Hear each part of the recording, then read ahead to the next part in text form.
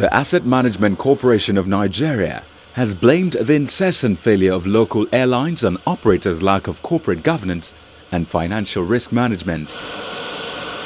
AMCON, which is the federal government's special debt recovery vehicle, said despite the friendly business environment and the financial backing airlines had lately enjoyed, the carriers will continue to be in distress without quality governance and management standard in day-to-day operations.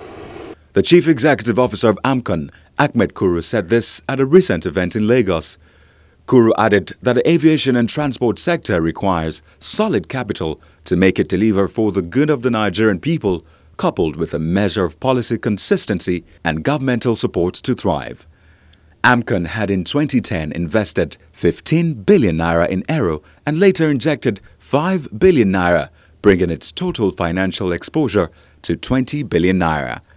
AMCON had earlier said that its debts nationwide were 181 billion naira, of which 90% was from aviation.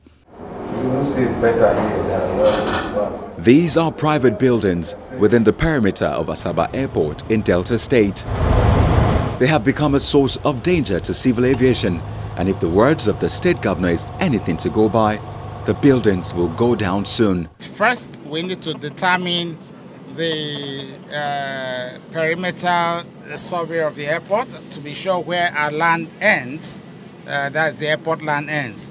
Secondly, is to be able to find out through the Ministry of Lands whether there was any approval given, building plan approvals given for those buildings. And two, if they actually have certificates of occupancy for those lands that they have. So these are processes we're going to go through. I've already directed that the Commissioner for Lands should be told to immediately get that information back to my table tomorrow.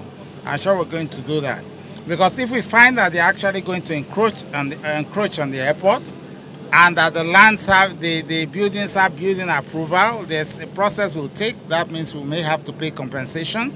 But unfortunately, if they don't have building approvals and they decide to build on their own, it means that the buildings will go down. As he moves through the airport on an unscheduled visit to ascertain the level of rehabilitation work going on at the airport, he expresses confidence that the contractor will beat the 5 weeks deadline for the reopening of the airport.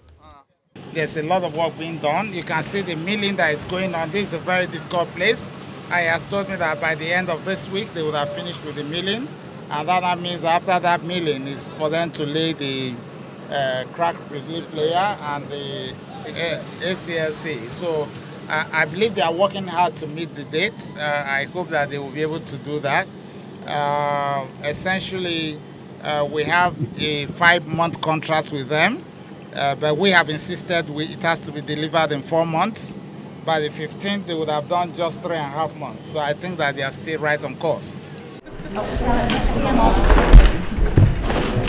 The U.S. President Donald Trump has hosted Southwest Airlines Flight 1380 pilot Temijir Schultz, the first officer and crew member, as well as some passengers at the White House.